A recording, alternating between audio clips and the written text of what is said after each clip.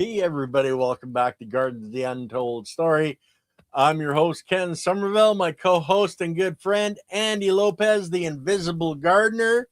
Yeah, and it's his music that we're dancing to at the beginning. Okay. So today, Andy, we wanted to talk about the liquid blueprint, why water is the master key to life. And it truly is. So, Andy, brother, you wanted this title, man. So let's see what Andy has to say about the master key to life. So we have been talking last few shows about energy. Last show was about structured water, and structured water is very, very interesting because I hope I got it across to people that it's data, it's information. But what I wanted to get across today to people is that how water, how water is used by nature, and it's. I want to explain a little bit about water. Did you know that water is a very unique. It has a very unique chemical structure, and I didn't really realize that. It's called partial negative. It has a Okay. partial negative and a partial positive. And water has uneven electrical charges. So people don't realize water has a charge at all. It does. And that's part of the thing that makes it really cool because Mother Nature has put that in there and it responds to electricity, it responds to energy. And so, and then most people don't even, of course, we realize that water is important for drinking and water for eating, and that the soil biology would die if it didn't have water. So those are basic things that are important that people understand. But because of its ability to have an electrical charge, it responds to a variety of energetic forms that the Earth is constantly being bombarded by, because we have local energies, and that's one of the things that I try to talk to people about and have them explain that man is very good at creating their own energy forms, right? Whether it be 5G, 6G, microwave, you name all these things. And these are things that are not really found in nature. Microwave is not exactly a natural thing. And so but if you was to take away everything man-made, you will find that water has very, very interesting qualities. For example, an obvious one is that how it moves nutrients, how Yeah. water moves nutrients, and also how it eliminates waste. So we're talking about living things like in the soil. So we're not going to go too much into the body and how it needs water in the body for nutrients, but it's the obvious, right? It moves nutrients, and that's what we talk a lot about. That's the key to understanding how the soil biology feeds the trees, the Mm. water, and so when you have a nutrition in the soil and you want to convert it to a product that the plant can eat, it uses water. Water is a system that passes it on to the biology in the root hairs, and then gives it to the plant. Well, you have to also consider, Andy, every single cell, whether it's in a Water. human body or the plant, it needs so much water. Like I believe it's a protozoa, which is a Yeah. Yeah. single cell. Yeah. It's either 33 or 333 billion molecules of water in that single cell. That's where your face, as you grow older, you lose moisture out of your skin. That's where you start getting wrinkles, etc. It's a lack of water that's in those cells. Yeah. So I keyed into water a long time ago. I said, well, that's very important. You have to drink a lot of water and all this kind of stuff. But I was also understanding how, because in the desert you have very little water, but you still have water. So nowhere on the planet do you have no water, simple water. And so and it's also important for temperature and climate. All this stuff has to do with water. And and the structure of water is very interesting because for cellular water, it has to do with pressure, water pressure, how it gets moved to your body. Well, plants also have water pressure that moves. And the tree just pumps the water up. It's a big pumping system. I learned that right from the beginning of my working with tree cares. because when there's a whole science of the biology of a tree, how the tree is basically a pump that takes and brings the water up.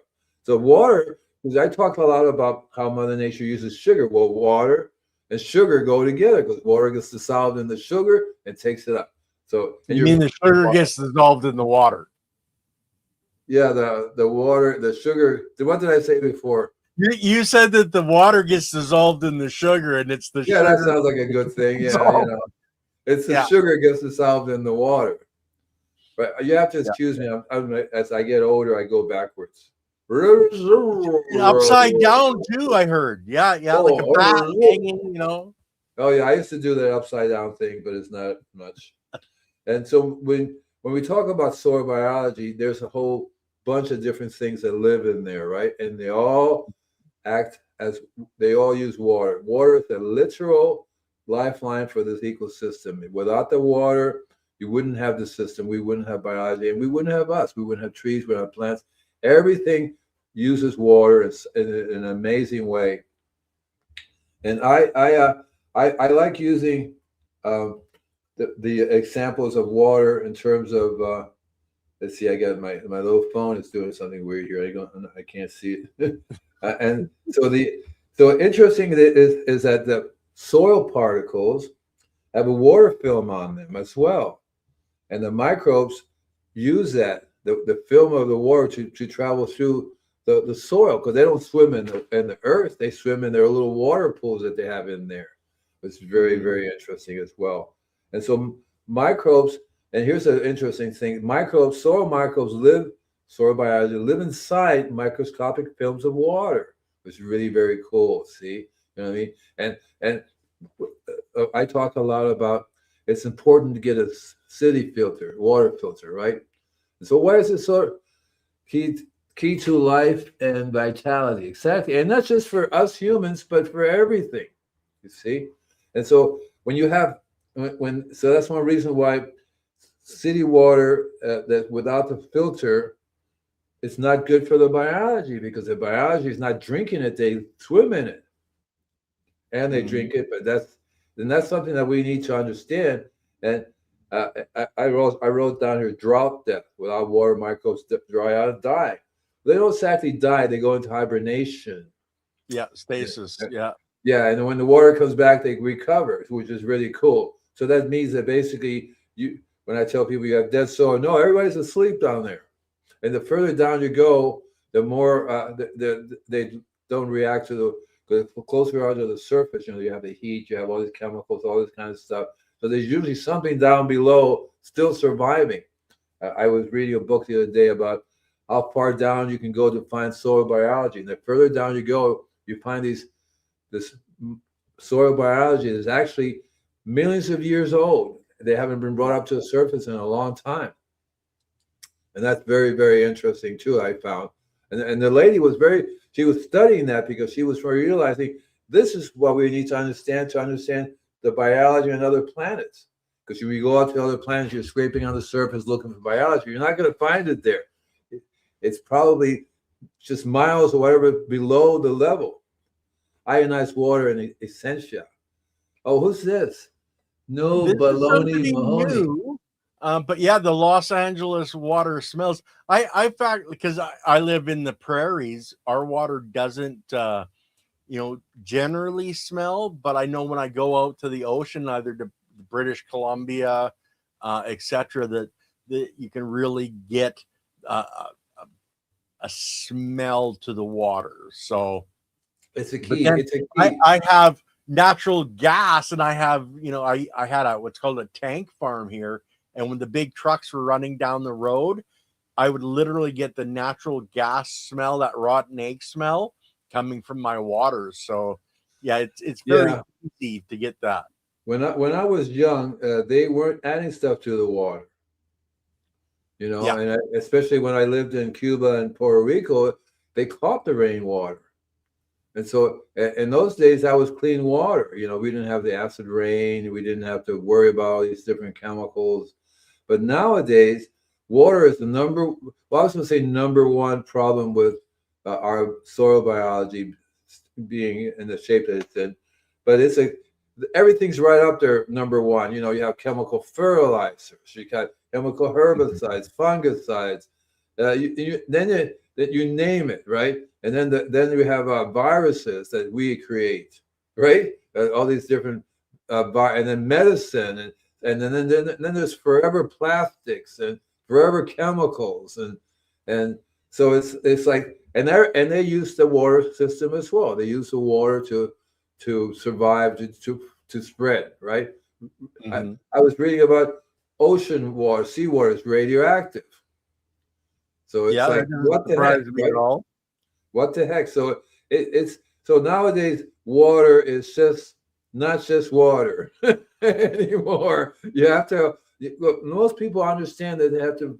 So when I go to new customers' places, I said, first thing I say is, so you have a water filter for the house? Oh yeah, we drink it and we shower in it.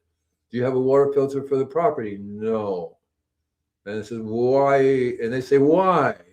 Like literally say, no, why do you ask? And that's the problem. People just don't understand because they've never been told. And I'm so glad that you're out there telling people, Andy. Maybe they'll wake up eventually. It's they're very mad at me, and they say, and one lady, I hope she's not watching.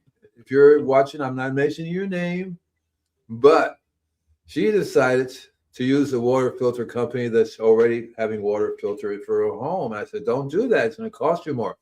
$18,000 she spent on a water filter, when my friend would have given it to her for $2,000 to $5,000 at the most.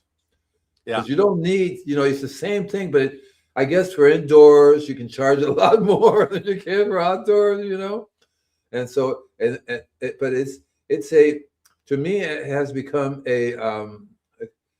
what is it? My goal in life is I've always been to heal not just the soil biology, but I love all living beings, right? I love I was talking to, I had this issue. So I want to tell you real fast about squirrels. Okay. So when I came here, I started the garden, right? And these squirrels visited. Oh, look, there's somebody living here. And my cat was going hi, and they had babies, and they became friends. And then the babies grew up. They would come here all the time. I started feeding them, right? I started feeding, cute little squirrels, feeding them. And then when I started planting things, I told the squirrels, okay, you guys can eat the peanuts and the bread, but leave my food alone. And so for some reason, I got it in my head. She said, you're not supposed to feed the squirrels, right? Because they have fleas and they could have all kinds of things that they give your cat, because I was noticing, I was scratching. I'm going, oh, fleas. Oh, it's the squirrels, right? And so I stopped, and the squirrels, they had a little sign, we want our peanut. We want our peanut. And they went after, and they started going after my food. And I couldn't grow any lettuce. I couldn't grow anything because they would eat they would look at me and go, yeah, well, I'm eating your lettuce. What are you going to do about it? And I'm not going to kill them. So the other day I said, okay, I'm going to go back to feeding the squirrels. So I go back. So I have food out there, and they're happy. And then those kids that grew up have now have kids. There were two of them running around really happy. Oh, look at this. This is a great garden. And they're still a little nervous about me. I was looking at this channel that tells you how squirrels talk to you, right? And it's true what they say, because I have these squirrels that look at you, right? And they follow you, and they know who you are, and they know what times I go out. So I go inside, and sure enough, certain times they're out there looking around. Now they go right to the food, and the blue jays are back, the squirrels are back, and the little kids are like, oh, what is this stuff? These are peanuts? And they're trying to figure out how to get into it. How the peanut shells, and the mom and dad goes, here, break this. Oh, look, get into it. It's really wonderful. And I told her, I apologize for taking your food away. And please let me grow my food. Same thing with gophers. I refuse to kill things. It's not right. So I'm trying to talk to the gophers, because they said, we have to the water. It's really dry over here. There's water here. We're going to come in and drink the water, So what they do is they eat the roots and get the water out of the roots. So I'm working on a way to help them. And one of the things is more roots in the ground that happens to be very helpful when you control gophers. They have to eat through the roots to get to them. And so I've been planting things that they do not like. They hate garlic. They take the garlic, pull it out of the ground. I'm not going to eat that. Throw it. Everything tastes like garlic. We don't want garlic. And I go, please don't throw it. So I'm working on it. So I'm growing karapi, which is a native grass. And it gets, as it get older, it has roots 10 feet in the ground. It holds water and provides air because it's so deep. It has a lot of way for the earth to breathe and this whole thing, And of course, my yard. So one of the things I have a problem with is whenever I get a gardener to help, some laborers to help me, the first thing they do is start pulling weeds. I say, what are you doing? I'm pulling your weeds. Did I tell you to pull the weeds? No, but you got to pull the weeds. No, pull. They can't help it. They have built into their system, oh, weeds. I got to pull the weeds. This is not a weed. Yes, it is.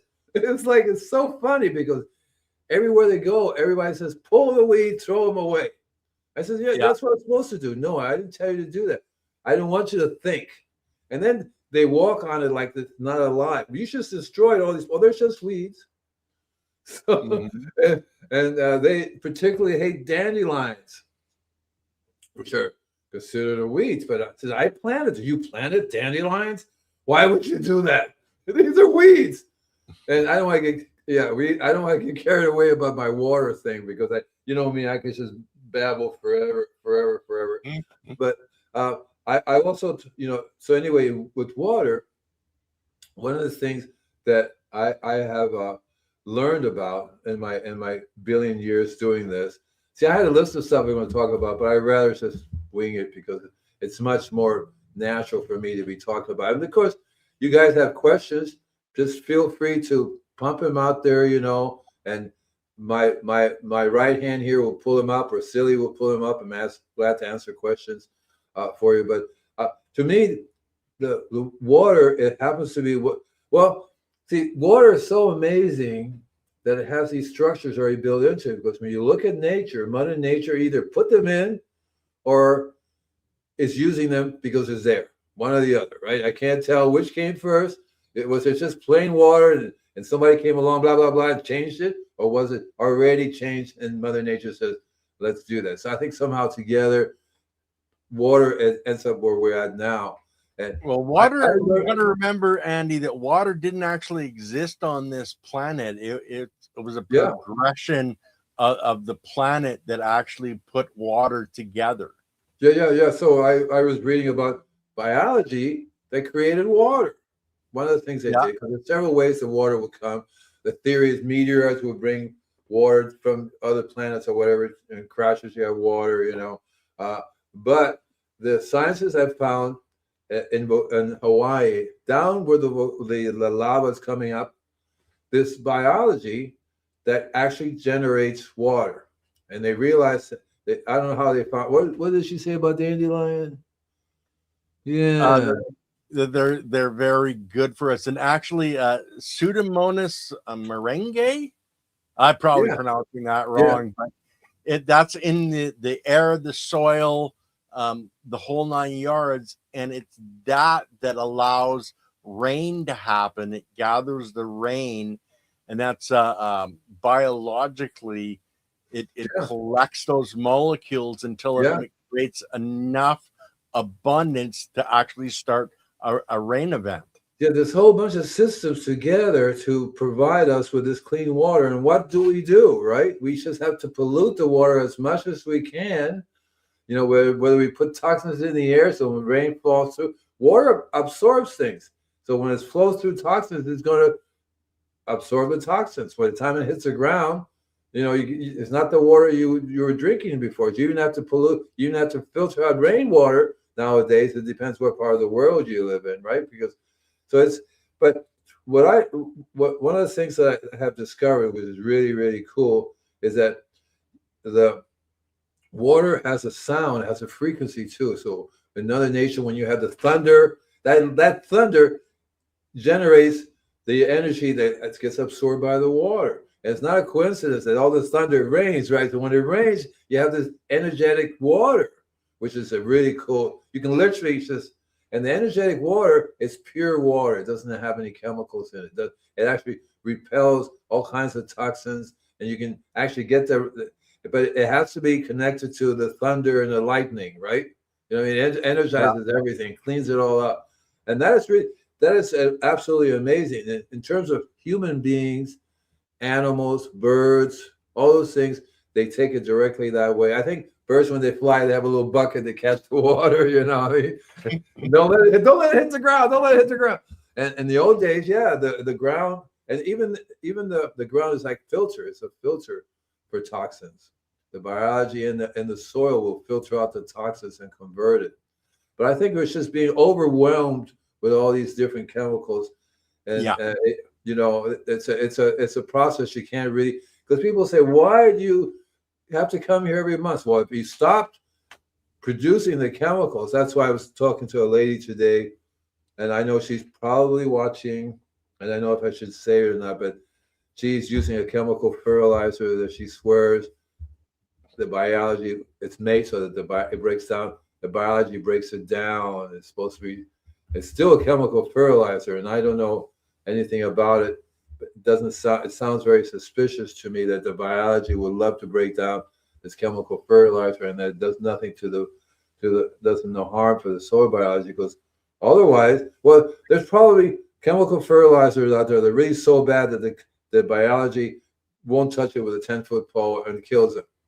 It may take a while for the biology to evolve, to where they can do that, because that's what they do. Leave it alone. If all human beings was to leave the planet, the biology will figure out how to clean itself out. I truly believe that. But it takes time. It could take 1,000,000 years for the biology. Hey, we got it. We got this one, right? Because a lot of times they would evolve, survive, if not survive, okay, let's do it again. Evolve, no, let's do it again. Bingo, we got one that works for whether it be radiation. And that's one of the things about life on other planets. You have to give it time for it to evolve to the system, and a lot of times these things doesn't happen. What's it say?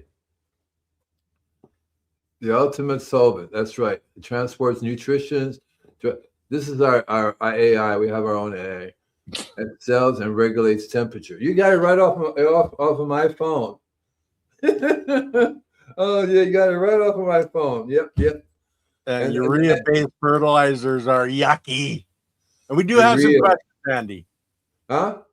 What? We do have some questions. You want to look at some of the questions? I love questions. Wait a second. Okay. A question. Okay. We'll start with Tio Mimo. And is water sentient? Listen, man, everything's sentient. Just because we don't understand the language, just because we don't have the consciousness to see them, all things, whether it be rocks, whether it be atoms, all of them are sentient. We're all part of one being. As long as you realize that, you can see that. But like I said, just because you don't understand the language, your consciousness is not there, does not mean that it's not a sentient being. Okay, that's my feelings. My feelings is that yes, even a rock, a mountain, right? It's all sentient, and it proves it because it will all react to you. Here's a messages from water. Okay, there's 2 books in here, and I wanted to bring this up because you see the flake. Now the flake is a print. It shows you when see how it's fuzzy and not shaped right. You see that. So when it's toxic, the water change. It has a way of communication, and it changes the structure of the actual flake. Yeah. You see, you know what I mean? And so you can literally communicate with the water and change the structure of the flake, because once we can see how it responds, we can actually have a language as long as you understand what it's saying back to you. That's the thing about gems and crystals. I truly believe they're all sentient, and they understand us better than we understand them. Yeah, the same with plants. They have a lot more, awareness of us than we do of them. But I agree with you. They're actually, or have been for years, looking at using water as the memory chip in computers. Yeah. And that water holds genetic codes in it. Yeah. It communicates, and it's a conduit of communication. Yeah. Of electrical signals. Now, when you go deep enough into all of this, guys, you start looking at quantum biology and quantum Yeah, physics. yeah. There, you can't say that there is that anything that's not sentient on this planet. Listen, I started looking at the Hindu Vedas. These people came up with the quantum. They understand entirely how water is a source of information, how to communicate with water, how it holds knowledge that we can use. And that's why a lot of these places on the planet are sacred, because the water is still clean. The water is revered as a living being that if you can communicate with it, it communicates with you. It's so cool. Over here in the United States, try to find someplace that has been left alone, that has been, praised. I like Mount Helens. Yeah, that's one of the few places that you can go to that is sacred.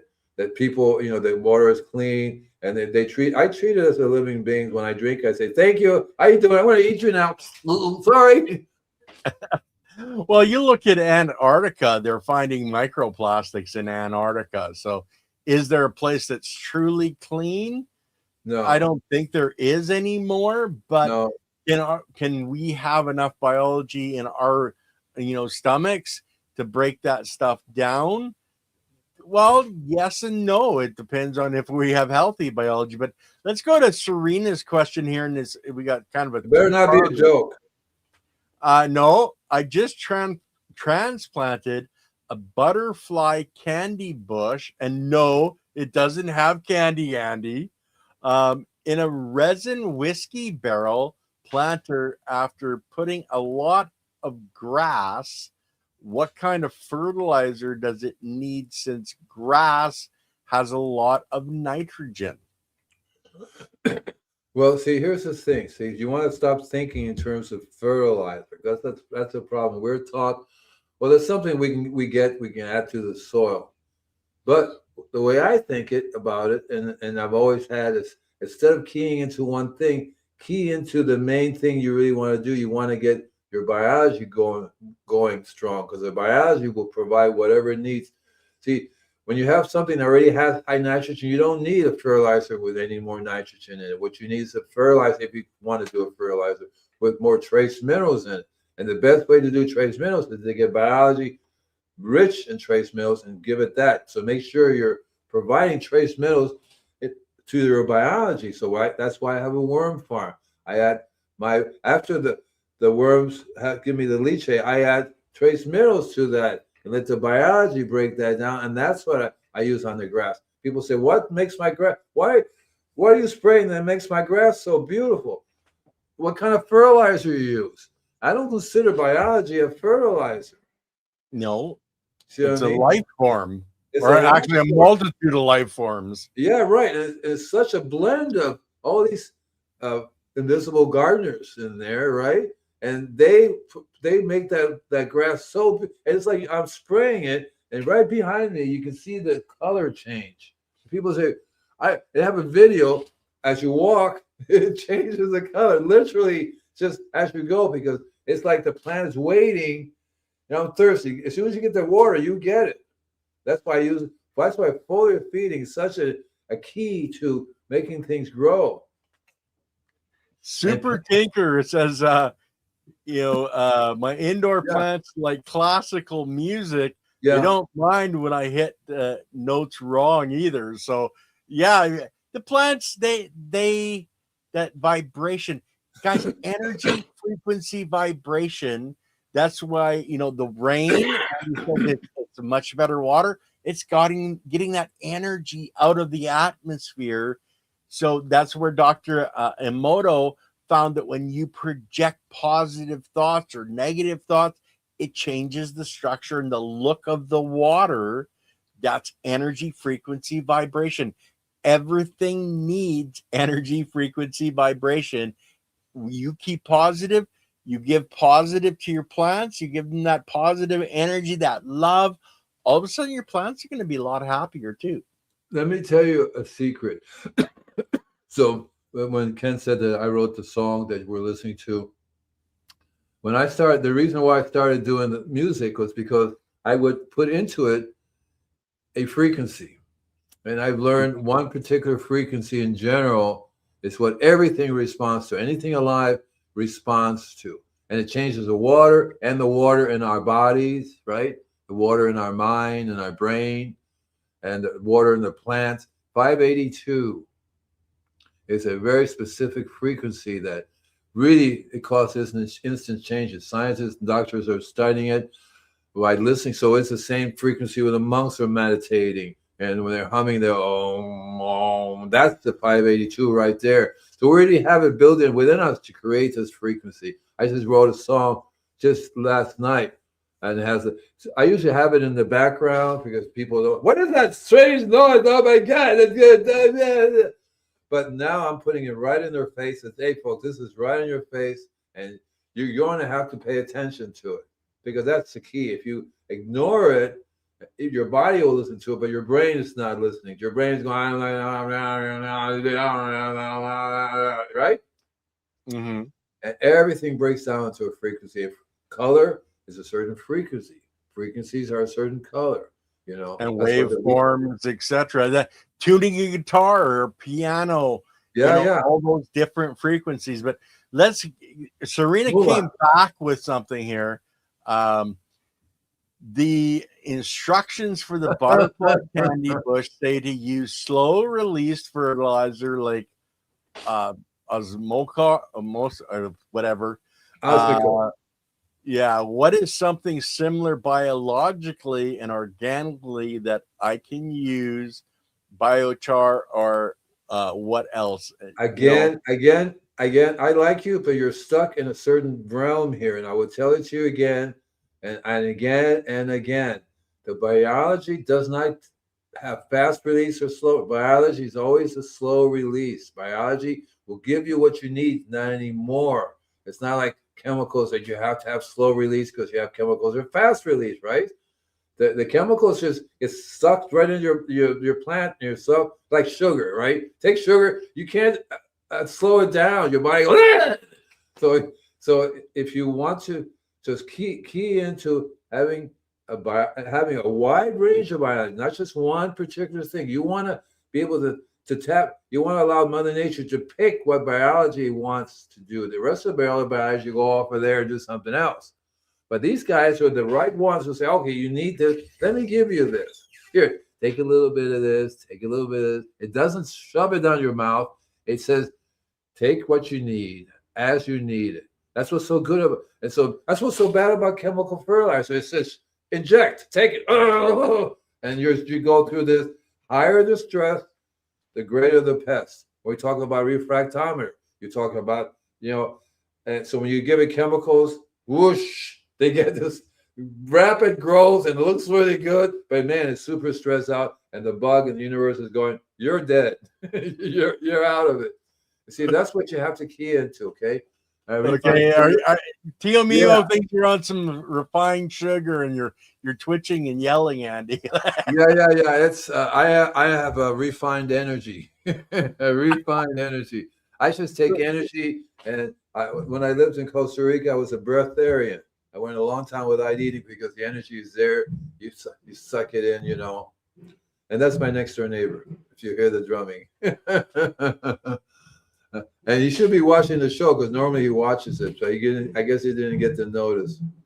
But it's very important for you to understand that you never answered me how you making your biology, how you making your biology. That's important too, To me, if you're adding compost, a good compost that you've created, Serena, and you've added your rock dust in there and all of that different inputs that we recommend that you put in, and you take that material and you use that in your soil with this plant, you're going to have a wide diversity of biology. And remember, Serena, it is not the plant growing itself. It is the biology that puts together every single cell of your plant. And all you're doing, whether you're using a fertilizer or you're using an organic amendment. It is feeding the building blocks that the biology uses to build more biology and the cells of your plant. So don't focus on growing the plant, focus on growing the biology that actually grows the plant. The more That's what you got to do. biology, the more diverse the amendments that are available, and do that through a compost, the healthier your plants are always So going your to be. compost should be like a general toolbox that fits, that adapts itself to whatever the needs are. That's what the biology is really all about. That's what Mother Nature has always done. Mother Nature doesn't have one magical gardener; it has the millions of it, and it picks the one. The biology picks the one that has the right toolbox with them to give you what you want. You see, because people are always saying, what can I spray for that? What can I spray for this? Why are you saying it's the same thing? Well, because it's the same thing. Do I have to make a different biological liquid for trees, or different biological liquid for plants, or a different biological liquid for roses? No, the very same thing for all of it. And that's what's work. I have worm casting. Yeah. So I'll read it for the audience that doesn't see this. I have worm castings and fish emulsion. In addition to biochar that is charged, I also have compost. Just need to sift it. And that's what you need, Serena. Remember, it's the biology that builds the cell. It's the biology that's growing your plant. You are not doing it.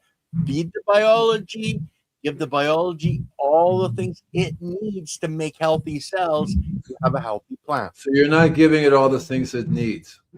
I can tell you right off the bat, you're missing a bunch of trace minerals, and that's always been your problem. Remember, if you don't have those trace minerals, it will cause a problem.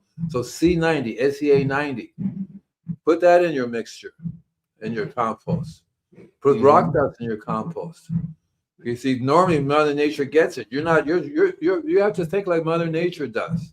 You have to think like Mother Nature does. Worm castings are good, but worm casting is not going to create it from nothing, right? You need to add let's assume that you're missing rock dust. That's what you want, because Mother Nature grinds up the rocks. Mother Nature has lots of ways, volcanoes, to create the minerals.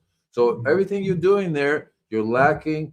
It's 96 trace minerals you need. Can you tell me? Yes, I have 96 trace minerals in my. See, and that's what you want. And because you have 96, doesn't mean Mother Nature is going to force you to eat all 96 trace minerals. It's not going to work that way. Mother Nature will say, okay, you need this one, but you need this one first to make that available. We need this one to make that available. If you don't have these, sure, if you're a chemist, I have friends who are chemists. I have 5 pounds of calcium. Well, you're supposed to have a bunch of other things before that calcium is available. And he thinks it's natural to have diseases and pests. You just take this liquid, whether it be copper sulfate, right, or whatever else, and spray that. That's temporary, solves the problem. It's not the cure. It's law of cause and effect. You're dealing with the effect. You always have the cause to cause the effect. Yeah, you're treating the symptoms and not the cause. It's a natural way to sell. If chemical people say, don't worry about the cause, just do this. I saw TV the other day, eat whatever you want to eat, but take this pill. Take this pill for the rest of your life as long as you're continuously doing that. So they brainwash you into thinking, I hope they don't shut us down. Boom, they're shut down. You know what I mean?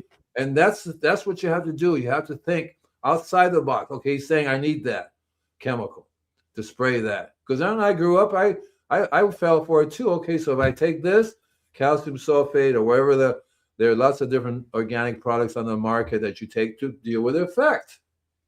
But I said, well, I've learned about law of cause and effect a long time ago. And I'm going, that doesn't solve it because I have to keep doing it. Why does it come back? Why doesn't it just spray once you're done with it? Which people think, oh, just spray that and we're done. But no, it doesn't, like diseases on plants, diseases. All diseases are soil-borne. So, and then, so you have a plant that's disease, you prune to let the leaves fall down. Well, the leaves are diseased, going to go right back into the soil, reinfect the soil again. And why does it reinfect the soil? Because the biology is not there to take care of the disease. because you killed all your weeds, and that was what was giving you organic material to keep your biology alive, and you just killed it all. But that goes back to the water, and the filter that you talked about, the filters earlier, and I mentioned it on Monday's show. Blue Sky Biochar, you can get one of their filters, and that's going to really help. But yeah, a lot of people don't look at what's coming out of their tap.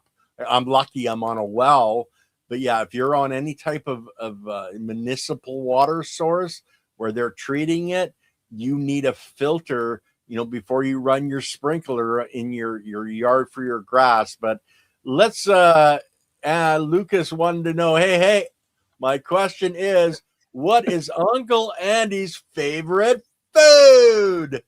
Listen, man, I don't have a favorite food. Everything I eat is my favorite. Anything that I can eat and get away with it and I get sick is my favorite. I can tell you what my not favorite foods is. Killing living things. I'm not a meat eater because I don't like killing things. I prefer, even though I kill plants, I have a hard time with that, right? I should eat this poor strawberry plant.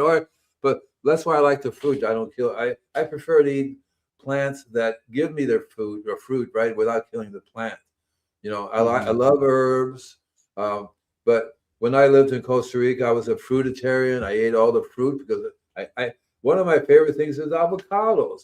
Especially as I get older, I have 6 avocados a day, easily enough. Easily enough. I love to have sunflower seeds, all kinds of seeds, pumpkin seeds, because it doesn't hurt the plant, right? They give me these seeds freely. I say, yeah, thank you. And I love that. I love to be co-assist. I'm like a little Buddhist guy running around. Then my problem is I can't walk anywhere because I'm killing that ant. Oh my God, I'm killing. It's like there's nothing you can do, right? You can't go to that extreme, because I said I can't breathe the air because I'm killing the biology of the air. It's like, we are destructive people, but we have to have some kind of consciousness as what we do. So when I grew up in a farm, my parents were always, thank you for the food we're going to eat. They treated the animal with respect, and they say, look at this gun, it's like, and I remember once my mother killed a chicken by wrangling his neck, and that poor thing was walking around with it on its head. I think I was stressed out for a long. I still am stressed out about it, right? Because it's like, oh my God, poor animal. So I love. I could be a fruitarian if I grew in an environment where all the fruit was good, right? Yeah, that's the problem. It's a big problem here. Even when you go buy organic stuff, they ship them in the container with other chemicals, and it's getting fumigated right there already with the. As a matter of fact, a lot of things are bought in other countries that are, quote, organic, are fumigated on the boat. The law says you can't bring it to the United States and what is that they fumigated with, right? And it's certified organic, so it defeats the purpose. It defeats the purpose. And then there's a lot of companies, and I'm not going to give any names, you know who they are. They're certified organic, but they buy from third parties, which are not certified at all.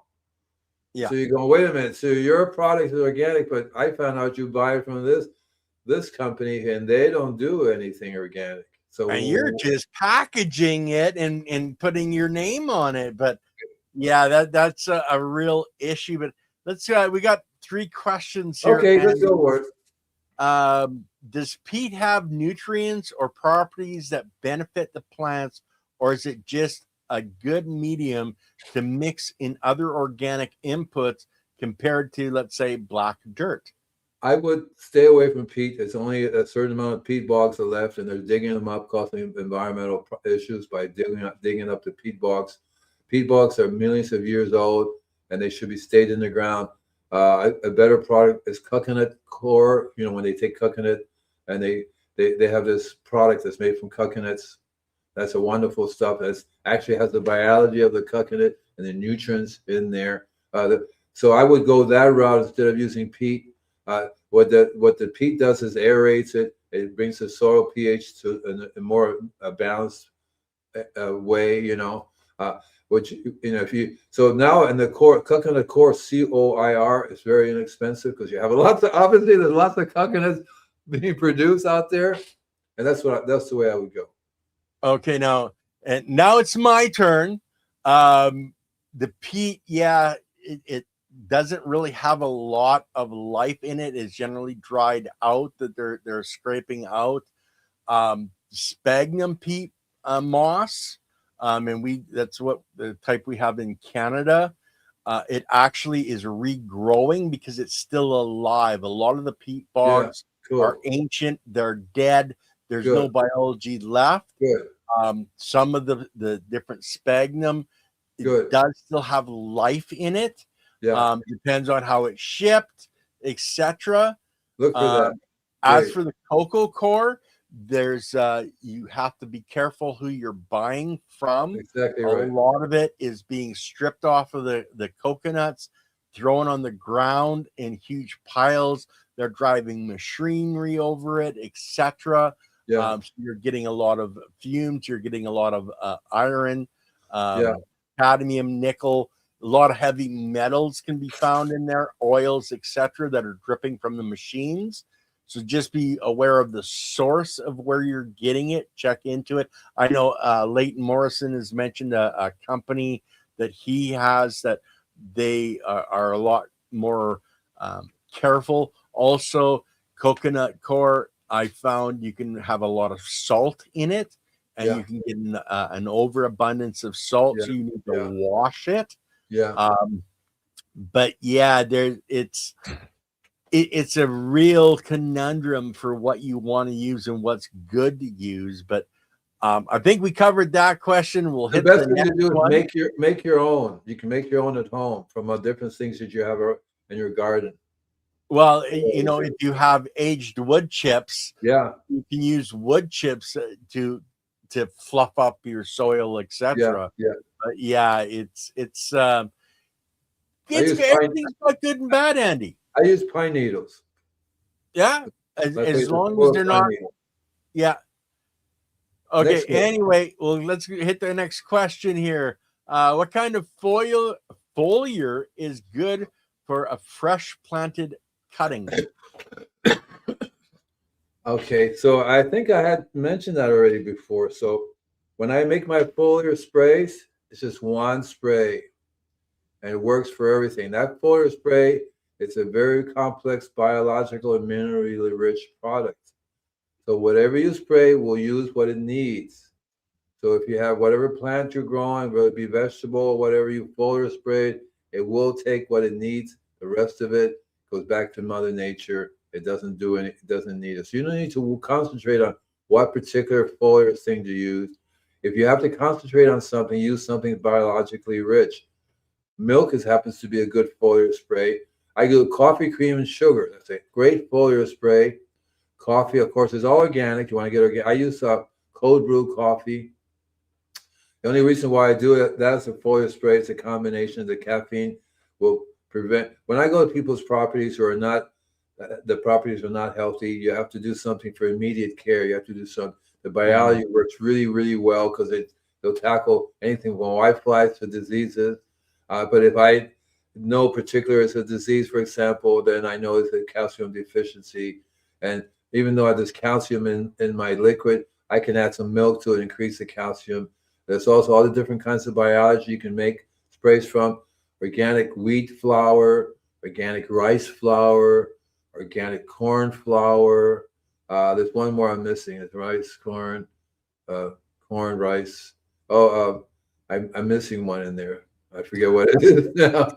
But that all those are very rich. I also do make when you do coffee, cream, and sugar. The sugar is a molasses mixture. Organic molasses is rich in iron. So you want to have something that it has lots of different trace minerals already naturally in it. You see, and the molasses increases the sugar level, which makes easier for the plants to absorb. So that's what you want to do, and you'll find it be easier to control the diseases and stuff like that. Okay, well, you were just talking about the molasses, and our last question that I have here is, what would a source of sugar do to the soil? Sugarcane pulp, molasses. Exactly right. The biology which eat it right up. So you just have to remember, don't be a moron. Yeah. And that's what you got to do. Mother Nature does not is not a moron. She does not pump it. She'll give you a little bit of everything, and you take what you need. So the molasses is really good because, see, when you make cane sugar, they throw away the good stuff, and that's the molasses. It comes from cane sugar, most of it is, and that's the good stuff that you want. So when I buy sugar for myself, for my kitchen, it's molasses, not white sugar. So I stay away from white sugar. And unsulfured molasses. Now, Unsulfured Rob wants you to go back to the gophers and ground squirrel control, Andy. Okay, so here's the things that I'll show you for the ground squirrel, for example, and same thing with the gopher. As my biology increases, my gopher problem is slowly going away because they have to work their way through this biologically rich environment. But I also put garlic on there. Garlic is a wonderful tool for both squirrel. So for gopher for sure, because you put some, you buy some. I got organic crushed garlic, put it in the tunnel. It stinks up the tunnel, and it lasts a while. Also, too, you can go to a barber shop and get hair. Put hair down in there. It works during the summertime. The heat heats up and sends air out. I used to go to the zoo and buy, when they do the lions and tigers, put it in the tunnel, and the gophers go, "There's an elephant, something's here. We don't know what it is." But for the squirrels, you want to. So you'll find that they're very sensitive to smells. I got to bring this one up, guys, from Serena. What underground rodents do when they want something? Go for it. It was just perfect. I'm sorry. It's just perfect. I know. So here's what I would do for squirrels.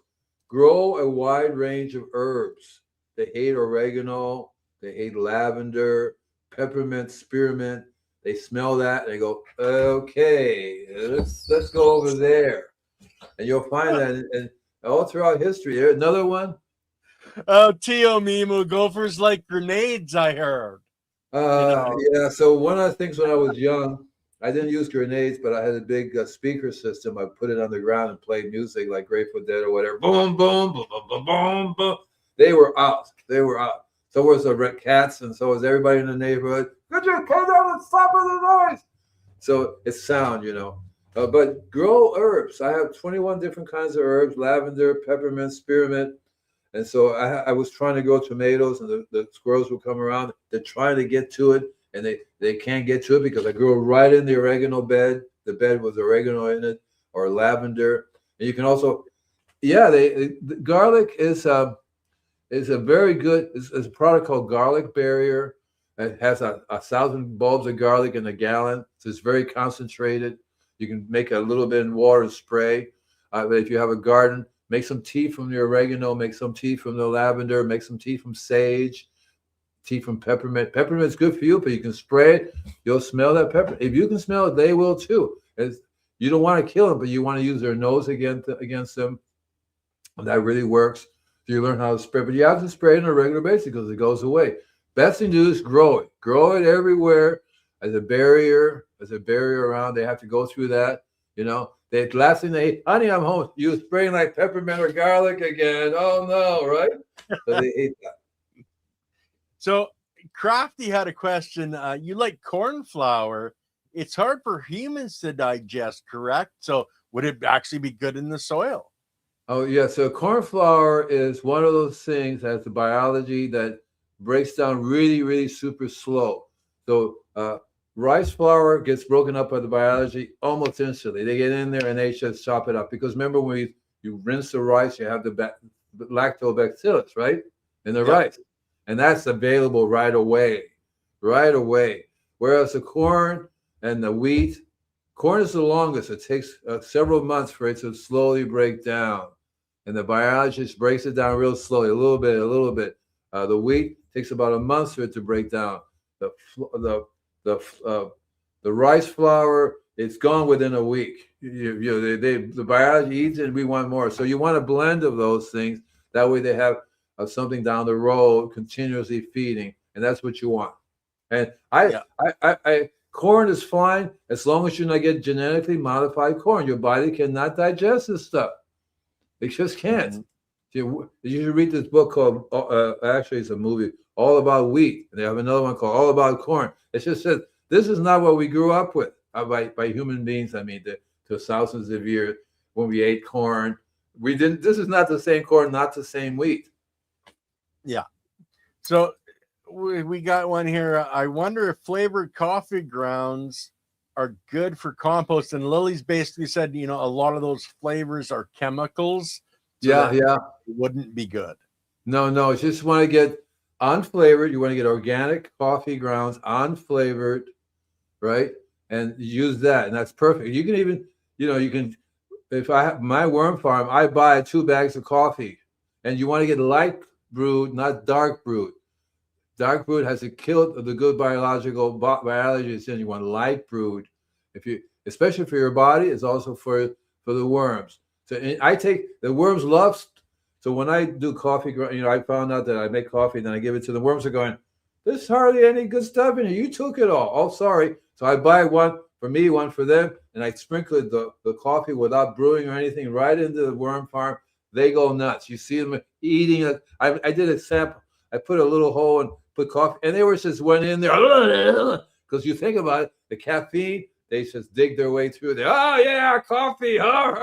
As long as it's organic, because the chemicals in coffee will kill them. Yeah.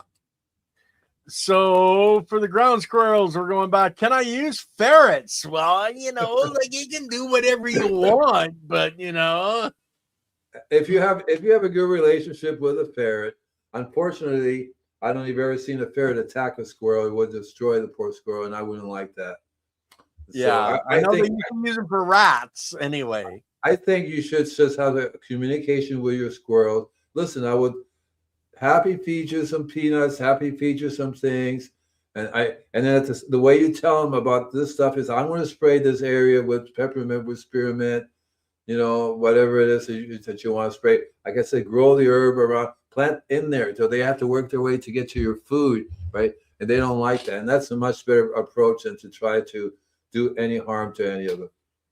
Yeah, we want to keep the life going. We don't want to be killing anything, because as Andy said, you breathe, you're breathing in biology that exists in our air, and you're killing it in your lungs, etc. But the predator prey model, guys, just think everything is eating the layer of biology, the layer of life above them and below them. And as you get up higher in the levels of biology into the plants, our animals, us, we're consumers. Everything is consuming something, and you're being consumed at the same time. Inside of your own body is being consumed. The cells that are dying in your heart, say, are being reconsumed in your own bodies.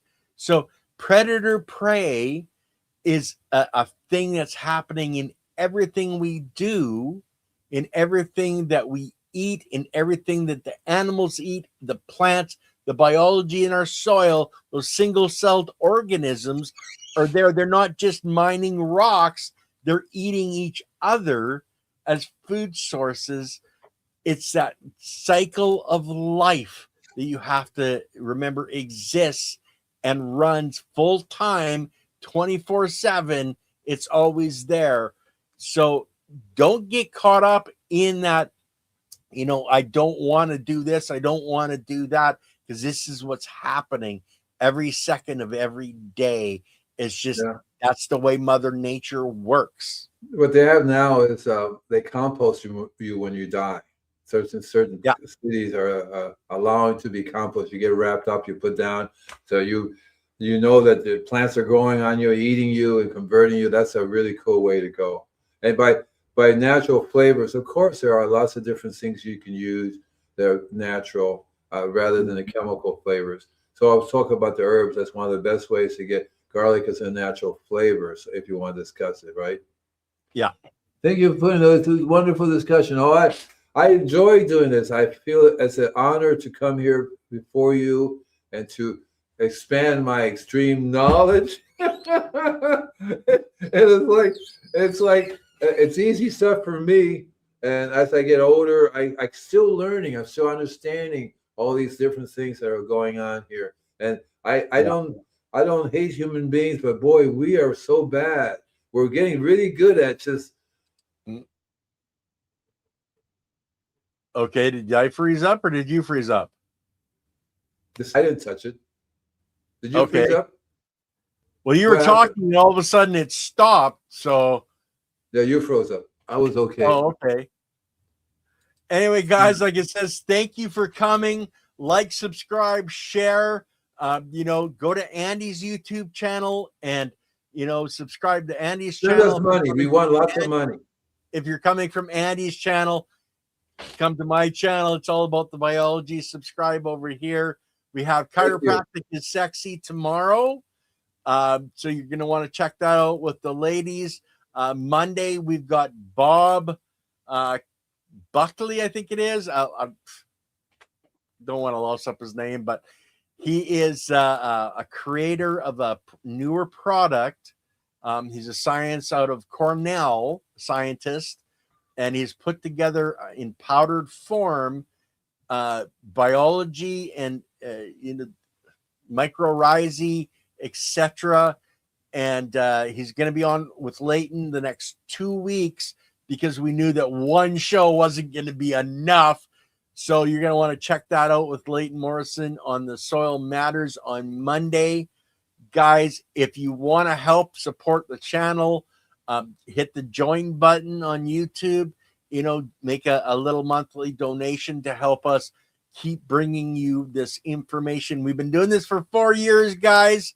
And they're Super Tinker. Thank you very much for the $20. Much appreciated, my friend. Anyway, Andy, I'll let you say the last word before I end the stream. Word. There you go.